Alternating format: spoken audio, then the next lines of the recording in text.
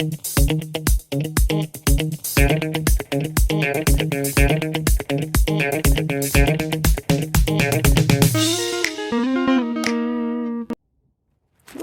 hi. Yeah, today there is a little bit of a perspective change happening because sometimes the answers are in the details, you know. Will it be the case for the next question? Let's see.